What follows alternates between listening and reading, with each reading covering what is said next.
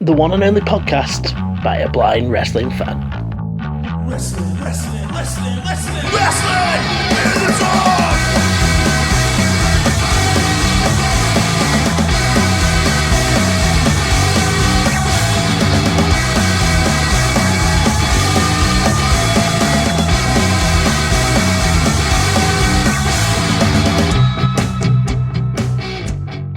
Hey up guys, welcome to another WITD where it's time to take a look at Daniel Bryan versus Drew Gulak at the Elimination Chamber 2020 pay-per-view.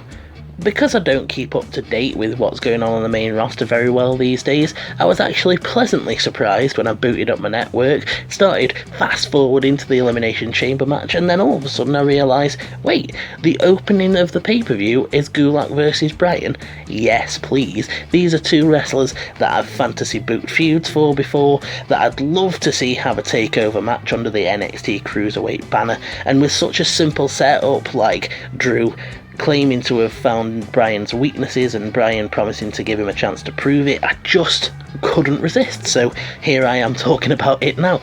I actually really enjoyed this. It had a simple story and it was actually communicated really well by Corey and Cole, which is a surprise to me because, again, I don't watch main roster stuff because of the main roster commentary.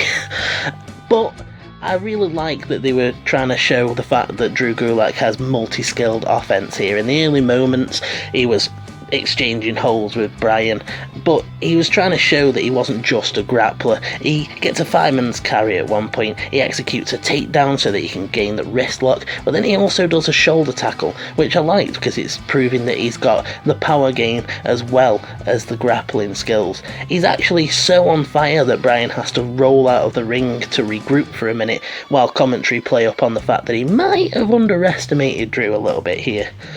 Bryan switches it up, tries to turn the aggression up, but he gets his leg picked and ends up in a heel hook. They start chopping and kicking each other. Drew gets a dragon screw leg whip and takes down Bryan, employing the head scissors, and when Bryan tries to escape, Drew stops him by doing what Corey describes as a short pile driver. I was like, yeah, I'm really enjoying this.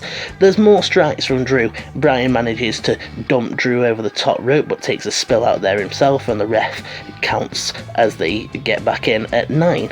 Drew manages to get a back suplex on Bryan, and this is where commentary start playing up on Bryan's previous neck injuries and the whole career almost ending thing, and start bringing into question whether it's worth the punishment that he's taking just to prove a point to Drew.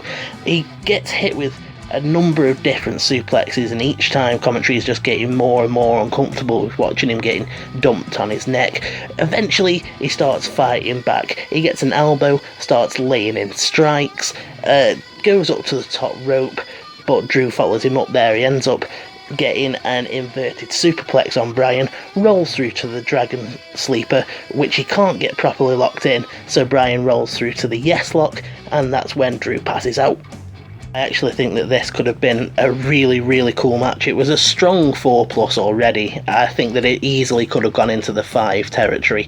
I'd love to see this in NXT and carry on between SmackDown and NXT and maybe 205, just because I really like these branching stories that they're doing at the minute that go in between different sections of the universe. I love that Bryan was taken off guard here, and I almost thought that Drew actually would have won, and I think maybe I would have given him the win, just because then you can do the story of Bryan losing a little bit of confidence and being like, oh my god, he has found my weaknesses and now I've got to change things up, and that might have actually allowed him to change his moveset up a bit and add a few new things in that he hasn't been doing. But all in all, I really enjoyed this match, and I think that the commentary did a really good job.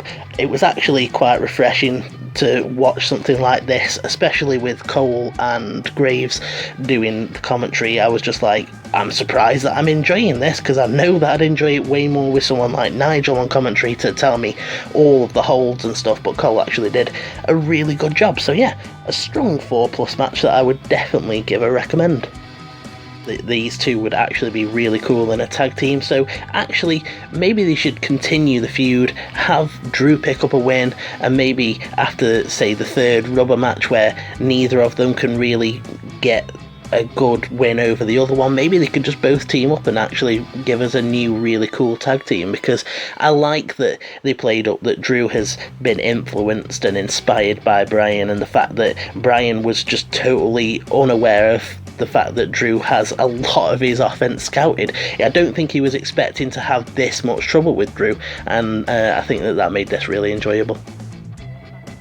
If you've got any thoughts on this match, you know where the comments section is, or you can find me on Twitter at Mason_WITD.